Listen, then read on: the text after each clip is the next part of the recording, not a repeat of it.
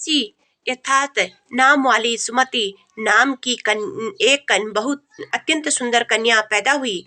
वह कन्या सुमति अपने घर के बालकपन में अपने सहेलियों के साथ क्रीड़ा करती हुई इस प्रकार बढ़ने लगी जैसे कुशल पक्ष में चंद्रमा की कली बढ़ती है। उसका पिता प्रतिदिन दुर्गा की पूजा और होम किया करता था। उस समय वह भी नियम से वहां उपस्थित होती थी। एक दिन सुमति अपने सखियों के साथ खेलने लग गई और पूजा में उपस्थित नहीं हुई। उसके पिता को पुत्री की ऐसी असावधानी देखकर क्रोध आया और पुत्री से कहने लगा, हे पुत्री, आज प्रभात से तुमने भगवती का पूजन नहीं किया। इस कारण मैं किसी कुष्ठी और दरिद्र मनुष्य के साथ तेरा विवाह करूंगा। इस प्रकार कुपति पिता के वचन सुनकर सुमति को बड़ा दुख हुआ और पिता से कहने लगी, हे पिताजी, मैं आपकी कन्या हूँ, आपके सब तरह से अधीन हूँ। जैसी आपकी इच्छा हो मेरा विवाह कर सकते हो, पर होगा वही जो भाग्य विधाता ने लिखा है।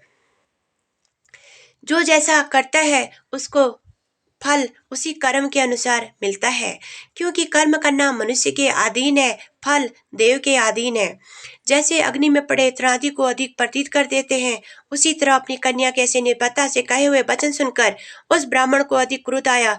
तब उसने अपनी कन्या का एक कुष्ठी के साथ विवाह कर दिया और अत्यंत क्रुद्ध होकर कहने लगा, जाओ जाओ, जल्दी जाओ, अपने कर्मों का फल भोगो, देखें भाग्य भरोसे रहकर क्या करती हैं।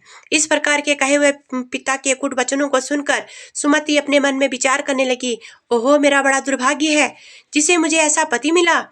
इस तरह अपने दुख का विचार करती हुई सुमति अपने पति के साथ वन में चली गई और भयानक कुशायुक्त स्थान पर उन्होंने वह रात बड़ी कष्ट से व्यतीत की।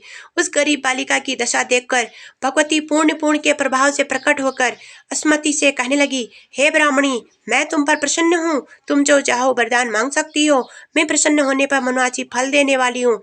इस प्रकार भगवती दुर्गा का वचन सुनकर ब्राह्मणी कहने लगी, आप कौन है जो मुझ पर प्रसन्न हुई हो, यह सब मेरे लिए कहो और अपनी कृपा दृष्टि मुझ दासी को कर्तार्थ करो। ऐसा ब्राह्मणी का वचन सुनकर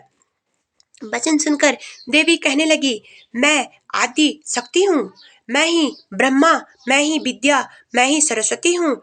मैं ही प्रसन्न होने पर प्राणियों का दुख दूर कर उनको सुख प्रदान करती हूँ। हे ब्राह्मणी, मैं तुम पर तेरे पूर्वजन्म के पुण्य के प्रभाव से प्रसन्न हूँ। तुम्हारे पूर्व जन्म में